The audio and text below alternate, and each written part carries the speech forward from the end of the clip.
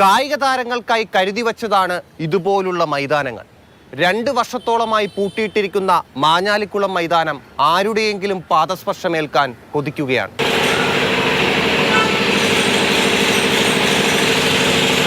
നിരവധി കായിക താരങ്ങളെ സംഭാവന ചെയ്ത ഗ്രൗണ്ടാണ്.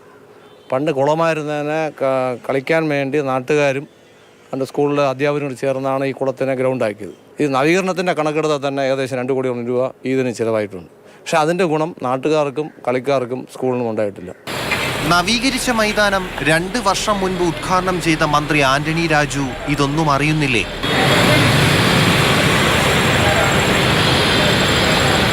ഇഴജന്തുക്കളുണ്ട്, കീരിയുണ്ട്, എല്ലാം ഉണ്ട്. കഴിഞ്ഞ മാസം ഈ വീട്ടിനകത്ത് ഒരെണ്ണം കയറിയിരുന്നു. തുറന്നു കൊടുത്തിരുന്നെങ്കിൽ ഇങ്ങനെ കാട് കയറില്ലായിരുന്നു. കളിക്കാനൊക്കെ കുട്ടികൾ വരുന്ന കളിക്കുകയൊക്കെ ചെയ്യുമായിരുന്നല്ലോ. നടപ്പാത എല്ലാം കെട്ടിയിട്ടൊക്കെയാണ്, തുറന്നു കൊടുക്കണില്ല. പ്രഭാത സായാഹ്ന സവാരിക്ക് യോഗ ചെയ്യുന്നതിന് വ്യായാമം ചെയ്യുന്നതിനൊക്കെ വളരെയേറെ പ്രയോജനകരമായിട്ടുള്ള ഇപ്പോഴത്തെ അവസ്ഥ ഇതെല്ലാം തുറന്നു കൊടുക്കാത്ത കാരണം, ആളനക്കം ഇല്ലാത്ത കാരണം സ്റ്റേഡിയം കാട് പിടിച്ച് ഇഴജന്തുക്കളുടെ ശല്യം.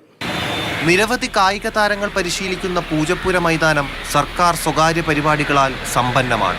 സമ്മേളനങ്ങൾക്ക് പോലും പിള്ളേർക്കോട് പ്രാക്ടീസ് ചെയ്യാനേ പറ്റത്തില്ല. അവരുടെ പ്രാക്ടീസ് മുടങ്ങുക ചെയ്യുന്നത്. പോലീസിന്റെ ഉടമസ്ഥതയുള്ള ചന്ദ്രശേഖരൻ നായർ സ്റ്റേഡിയത്തിലും യൂണിവേഴ്സിറ്റി സ്റ്റേഡിയത്തിലുമാകട്ടെ പൊതുജനങ്ങൾക്ക് പ്രവേശനവുമില്ല. കളിയിടങ്ങളിൽ കായിക താരങ്ങളുടെ പാദസ്പർശമേൽക്കണം. മൈതാനങ്ങൾ അവരുടെ വളർച്ചയ്ക്കു വേണ്ടി ഉപയോഗിക്കണം. പരിപാടികൾ സംഘടിപ്പിക്കേണ്ടെന്നല്ല പറയുന്നത്, അത് അവരുടെ പരിശീലനത്തെ തടസ്സപ്പെടുത്തിക്കൊണ്ടാകരുതെന്ന് മാത്രം. സുജിത് എം എസിനൊപ്പം ടി. സരീഷ്ണ, മാതൃഭൂമി ന്യൂസ്, തിരുവനന്തപുരം.